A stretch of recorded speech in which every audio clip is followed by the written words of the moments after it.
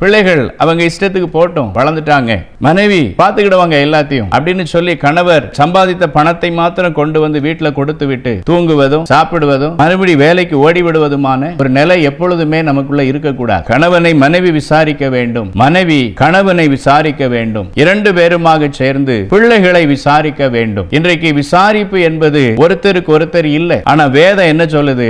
விசாரிக்கணும். விசாரிச்சாதான் ஒருத்தருக்கு ஒருத்தருடைய ஆழ் மனதிலே இருக்கிற வேதனைகளும் பிரச்சனைகளும் போராட்டங்களும் ஒருத்தருக்கு ஒருத்தர் அறிந்து கொண்டு ஜெபிப்பதற்கு ஏதுவாக இருக்கும். நாம என்ன செய்யறோம்னா, இன்னைக்கு ஒருத்தர் மேல எல்லா பாரத்தையும் தூக்கி வச்சுட்டு பிள்ளைகளை என் வீட்டம்மா பாத்துக்கிடுவா, என் மனைவி வீட்டு காரியங்களை பாத்துக்கிடுவாங்க, என்னுடைய எல்லா காரியத்தை அவங்க பாத்துக்கிடுவாங்க, நான் உழைப்பேன், நீ வீட்டுக்கு வருவேன், சாப்பிடுவேன், தூங்குவேன், மறுபடியும் வேலைக்கு போவேன், இப்படி ஓடிக்கொண்டு இருக்கிற எத்தனை சகோதரர்கள் உண்டு. ஆண்டு சொல்றார், இல்ல குடும்பத்தை நீ விசாரிக்கணும் என்று கர்த்தர் சொல்லுகிறார். அப்போ விசாரிப்பு உள்ள குடும்பத்துல என்ன வராதுன்னா வாதையும் உபத்திரவமும் வராது.